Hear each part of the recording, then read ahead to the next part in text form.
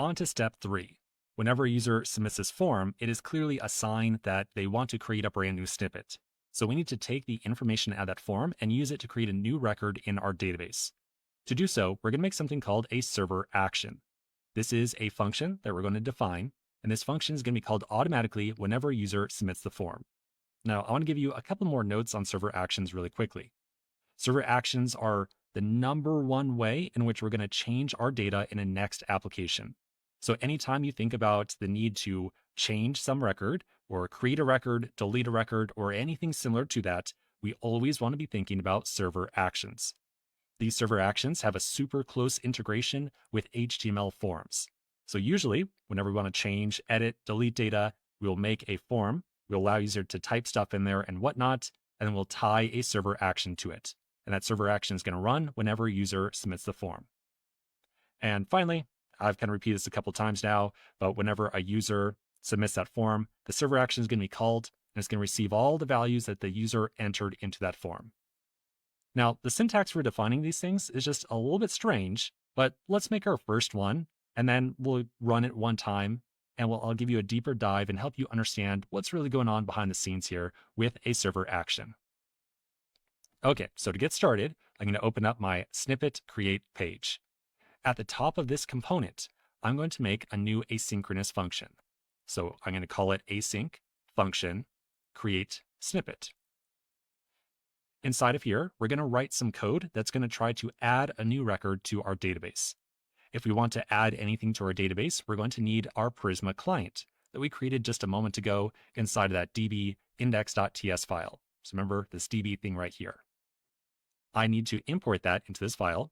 So at the very top, I will add an import curly braces db from, and then we can use that import shortcut here. So I'll put in an @/db.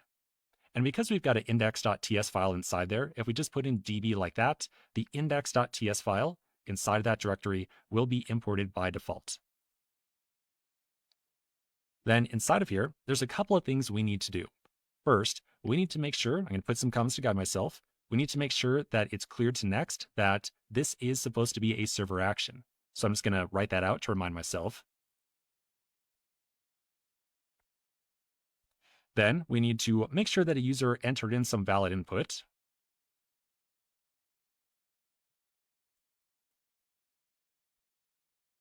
And then finally, we're going to take that user's input and create a new record in the database.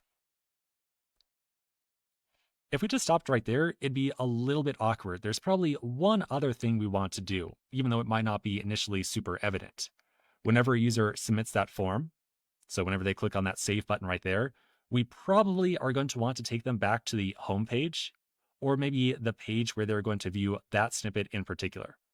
We have not implemented this page just yet. So let's say that after a user creates a snippet, we will automatically redirect them back to our home page, which is available at our root route of localhost 3000.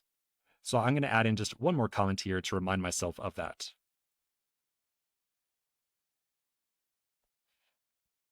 Okay, so a lot of stuff to do here. Let's take each one in stride. So for our first step, we need to define this function to be a server action. To do so, we're going to write a very special string at the top of this function. We're going to put a string, we're not going to assign it to any variable, and we're just going to write inside of there, use server.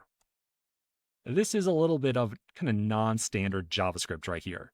This is a special little directive that is used specifically by NextJS. Whenever Next sees a function that has this exact string at the very top of the function, Next is going to treat this function as though it were a server action. I'll give you some more information, like I said, on exactly what changes are made to this function when that occurs. We can go over that as soon as we finish this implementation. Next up, we need to check the user's inputs. So we need to actually receive information from that form.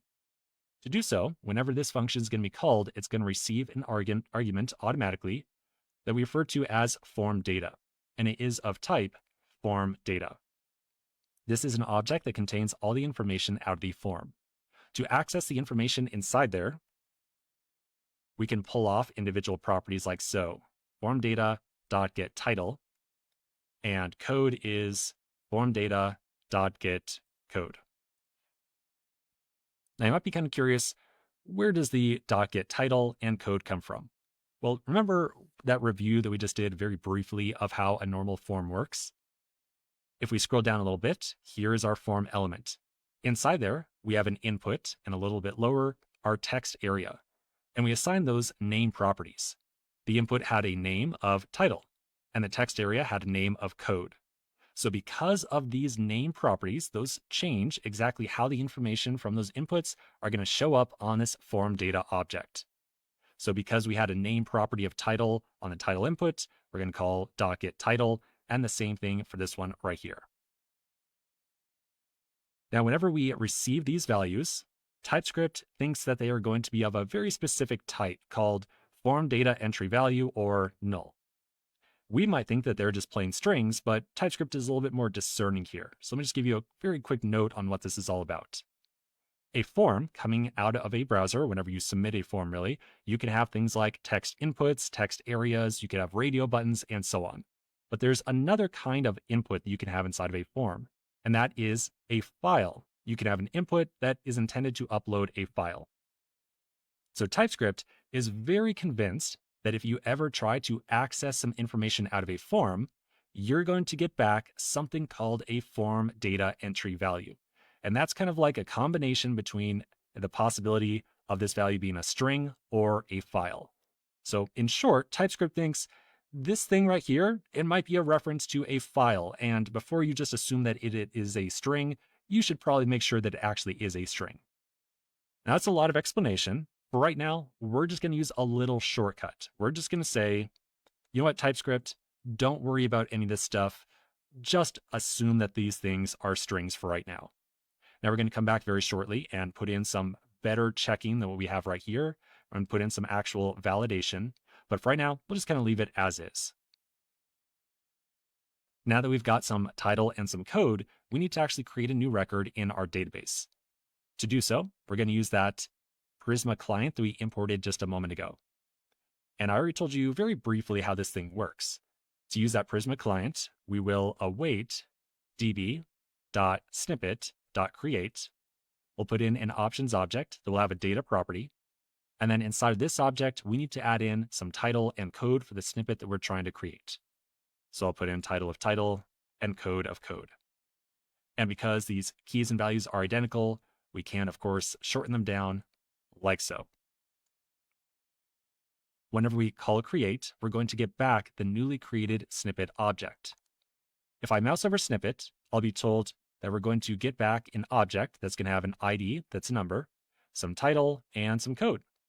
So maybe for right now, let's just go ahead and console log that snippet to make sure that it actually got created successfully. Okay, last step here. As I mentioned, we want to redirect the user back to the root route of our application. If we ever want to forcibly navigate a user around our app, we're going to use a function provided to us by NextJS. So at the very top, I'm going to add in an import for redirect from next/navigation. As I mentioned, this is a function we can use to forcibly navigate the user around our app. To use it, all we have to do is call redirect, and then we put in the path that we want to direct the user to. In this case, we want to send them back to the home screen of our application. Okay, so that's it. That is the first implementation of our server action. The last thing we need to do is make sure that it actually gets called at some point in time. So to make sure that this function gets called whenever a user submits that form, we're going to take that function and provide it to the form's action prop, like so. Oh, it's not called action, it's called create snippet. That's better. Okay, that should be it. Time for us to do a quick test. I'm going to save this file. I'm going to open up my terminal because remember we've got a console log in here that should be console logging that newly created snippet. Then back over to the browser. I'm going to enter in a title here. So maybe I'll say function that adds numbers. And then I'll put in some appropriate code snippet.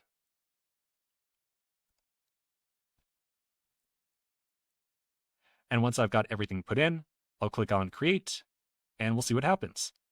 Well, firstly, I notice that I'm automatically navigated back to the home page. So that's a super good sign. If I change over to my terminal, I'll also see a console log right here. there is our newly created snippet that has now been saved into our database. Awesome. So that's it. We have now implemented a server action, and we use that to add in or change some data inside of our app. We're going to be using server actions throughout this course quite a bit because, well, we're going to be needing to change a lot of data. Now, having said that, even though we've made use of a server action, it's super not really clear what it is and why they exist at all. So quick pause right here, and we'll come back and we'll do a deeper dive into understanding exactly what a server action is.